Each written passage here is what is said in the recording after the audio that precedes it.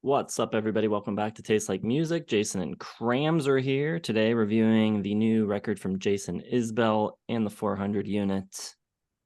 I've been a casual fan of Jason Isbell for a while. Saw him several times as an opener for other acts, kind of in that window between when he left the Drive-By Truckers and his breakthrough record Southeastern when he was still an opening act. He seemed to be on a lot of tours that I was going to, so he's very adjacent to a lot of things I like a lot, but I never really got to the same level on him as some people and those headliners that I was seeing at that time. He never quite rose to that level for me. How about you? Fan? Yeah, me neither. He's in the same, genre and ballpark of those other acts, but he's at the bottom of the standings for me.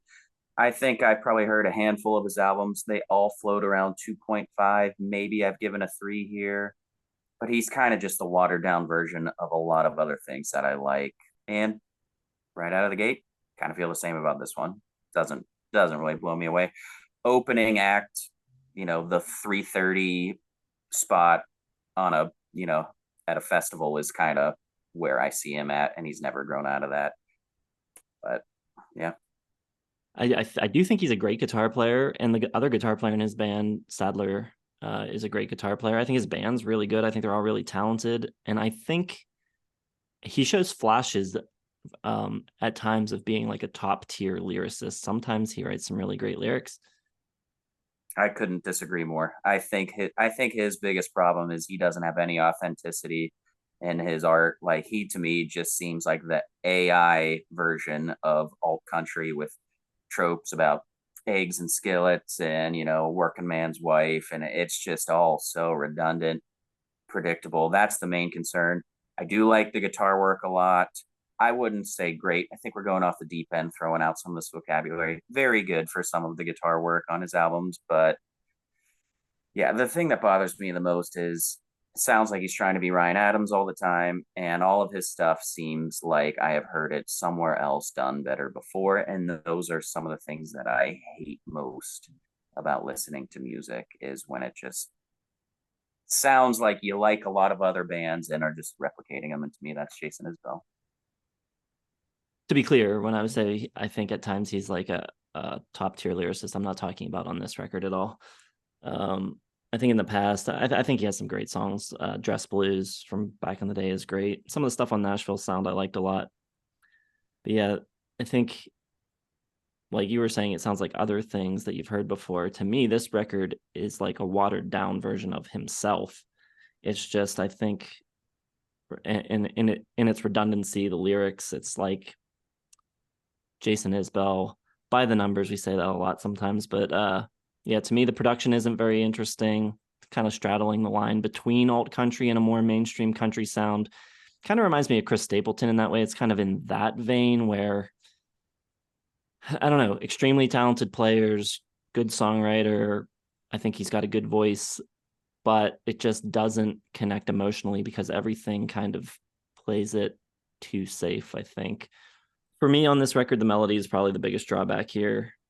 They, I don't know, they're all, like you said, very predictable. A lot of the chords and the harmony underneath is very predictable. It's a lot of just strumming, open kind of cowboy chord type of songs, which can work. It can be good, but when it's over and over again and the melodies are all similar and it's just the songs don't distinguish themselves much from song to song on this record or from his back catalog. So I I talking about it, it sounds like I dislike it more than I actually do. I think it's a pleasant record. I like listening to it.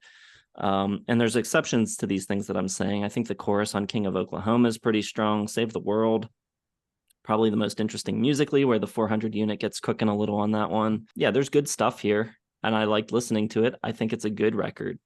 But I think the reason I talk about it somewhat harshly is because I think there's so much potential in this band and in Jason Isbell as a songwriter that is just not really met. I don't see the potential with songwriting. I think he gets it on a very surface level, but I don't think he digs deep and I don't think he's creative. His songs are serviceable and fine. I've never been blown away. This album is interesting, and I haven't heard all of his other stuff, but for me, this one seems a little bit like there's an underlying, like, more cautionary darkness to it, like a little bit like the songs are written to be a little bit more emotional and heavier than his past stuff, but he's almost delivering it in like an even more weak fashion. So I think there's a lot of conflict there. I don't buy it. I don't buy this like slightly more dark side. And like, I don't know, every little detail from his Ryan Adams twang to the solos just seems so run of the mill to me.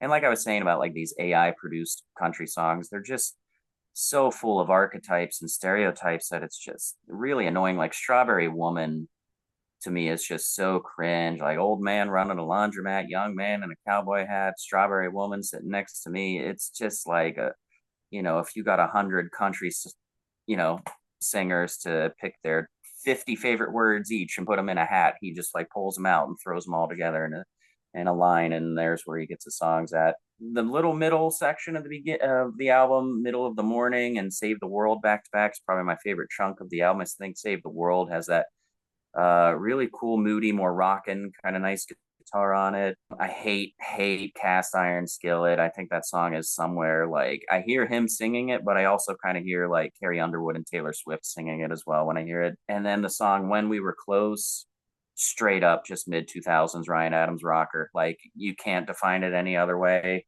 Volunteers, Miserably Boring. There is really the best moment on the album for me, not my favorite song, is on This Ain't It. Really like that 70s guitar tone and really letting it loose, and just kind of this like really flourish, like butterfly like guitar playing coming in really nice. But yeah, I don't think I've ever heard a Jason Isbell song where I need to hear the song again. I need it on repeat. I think he's slipped a 3-star album in there for me somewhere, but This Ain't It, going 2.5. I think it is a lousy record. I don't think it's good. I think it's better than that. I'm at a light 3.5. It's at the bottom of like ranking wise, all my 3.5s this year. It's at the lower end of those, but I still liked it. I just find it so boring and pedestrian. Like to me, this is like we've mentioned it a few times on the channel, and really only if you're local to Western Pennsylvania or Pittsburgh will you know the Clarks, but they're like a big deal where we're from. Jason Isbell to me seems like his town's version of that. Just like, hey, everyone kind of likes this local act with kind of decent, easily accessible bar rock songs, a little bit of country and folk in there. That's how I see him. I don't know where he's from, but like I don't understand a mainstream appeal. Pretty good local act, fine opener. I don't think I would ever pay to go see him perform. And yeah, like none of these songs, none of the albums really jump at me. He's from Muscle Shoals, Alabama. Yeah, there's probably a million acts from Alabama doing this as well or better. A million might be stretching it.